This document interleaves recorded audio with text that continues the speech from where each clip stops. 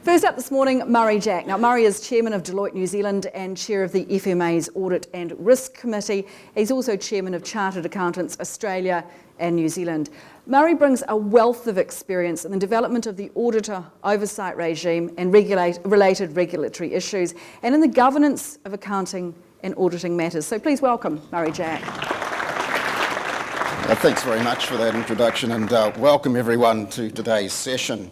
It's just great to see so many of you here. It's obviously a topic that has some interest, so that's excellent. But I was really delighted when Rob asked if I would introduce the event, because the issues today that are at stake are important ones, and I believe that regulators have an important responsibility and are well placed to facilitate solutions.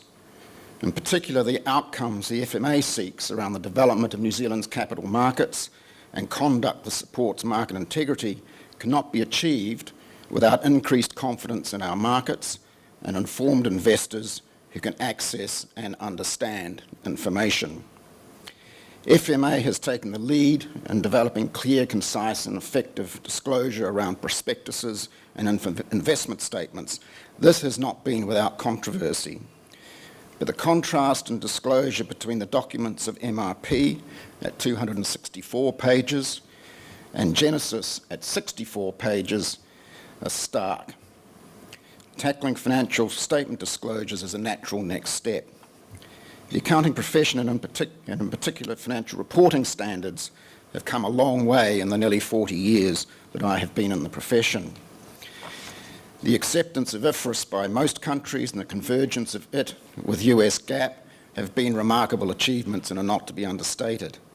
And of course, there's always the need to hold the line against political interference. But it's important to recognise that standard setting is a dynamic process that both influences and responds to markets.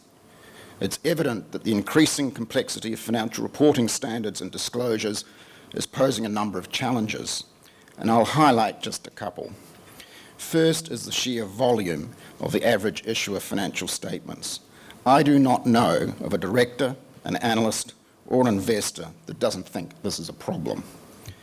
The second is the use of language. There is so much technical jargon that only the most well-qualified can understand what it means. Firstly, why is it a problem?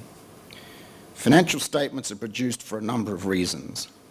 They're a legal obligation, provide a snapshot of financial condition, performance and obligations of an entity. They enable investors to make decisions. They are part of the story of the entity. In other words, they exist to communicate. Communication is a mutual activity. If the listener is unable to understand the speaker, there is no communication. I believe that financial statements are communicating with an increasingly smaller number of listeners. Volume obscures the most important issues, and language makes them difficult to understand. And it's not just an investor issue. There are many financial advisors who have difficulty in interpreting financial statements, and there are many in the media that suffer from the same problem. The proliferation of alternative performance measures is also a symptom of the problem, and it's not going to get any easier. The evolution of integrated reporting is going to add both volume and complexity to disclosures, along with other knotty issues. Secondly, how have we got to this point? Understanding this is really important if we're going to find solutions. Clearly, the increasing complexity of financial markets and business models plays a role. It always has, and it will continue to do so. A stronger conceptual framework for standard setting also contributes, but this is critical if information conveyed is to be reliable. So I think there are four things that have acted together to amplify the disclosure problem. The responsibilities and duties of directors and the often strict liability regimes that accompany them in many jurisdictions incentivise preparers to include all information. In this, they've been aided and abetted by the legal fraternity. This was the issue with prospectus and investment disclosures, and it is in play with financial reporting disclosures as well. Auditors face similar incentives. The unlimited liability regime in many jurisdictions and litigious environments in some promote an ultra-conservative stance on disclosures. Where judgments are able to be made around disclosure, the default is to disclose. Auditing standards have further complicated this issue, particularly in those countries where compliance with them has had the force of law. In the case of New Zealand auditors, the recent findings of the Law Commission on auditor liability are to be welcomed, as are other potential steps to reform this area. Regulators, standard setters, as well as auditors should be welcoming these changes. Regulators, in the exercise of their oversight roles with respect to auditors and the compliance roles around financial management disclosures, can contribute to the problem.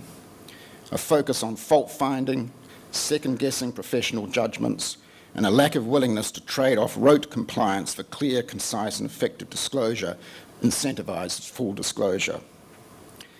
And lastly, I think standard setters can do a much better job of providing guidance to preparers and auditors on the judgments that can be reasonably expected to be made around the application of reporting standards, including the application of materiality. There have been a number of efforts underway to tackle the disclosure problem. In the case of New Zealand, NZICA and the Scottish Institute, with Tony Frankam's assistance, initiated a project some years ago around simplifying financial disclosures. The New Zealand profession and professional body has a long history of involvement in standard setting and remains committed to thought leadership in this area. IASB has its own disclosure initiative project underway. There have been over 15 or more different projects in this space by professional bodies, regulators, standard setters and others in recent years. But when you browse through them, there are a couple of themes that come to mind. The first, that there is an impression of audiences talking past each other. Second, there are multiple and competing interests. And as with all such competing interests, none of them are wholly right and none of them are wholly wrong. These initiatives are welcomed, but they must result in meaningful outcomes. We must be confident that there is a robust process that will lead to change, not simply justify the status quo. I'm concerned that if progress is not made in this space, there will be a number of unintended consequences. These could include, for example, the proliferation of summary disclosures outside the realm of audited financial statements, in other words, alternative performance measures on steroids, a fading relevance for the accounting profession when one of its most visible products is largely seen as a communication between technical elites, the reassertion potentially of sovereign control over standard setting, with the implications that will have for the potential undoing of hard-won global convergence, and probably in the long term, one of the most insidious of all, the inability to attract the very best talent into the accounting and auditing profession. Which brings me back to why this is such an important session today. There's a lot at stake for all of the interested parties. Progress will require preparers, directors and auditors to make conscious, well-documented judgments, and regulators and standard setters to support the objectives. The FMA could choose to be a bystander in this process, but as I've indicated earlier, this does not help us achieve our goals. We believe we can play a role in facilitating the debate and supporting an environment that drives clear, concise and effective disclosures. We do not expect to get all of the answers today, but we do want to have a robust discussion on the problem and the universe of potential solutions. Progress will require all of us to move outside of our comfort zones. We can all debate the standards themselves, and there's plenty of room for controversy there, but that's not our purpose today.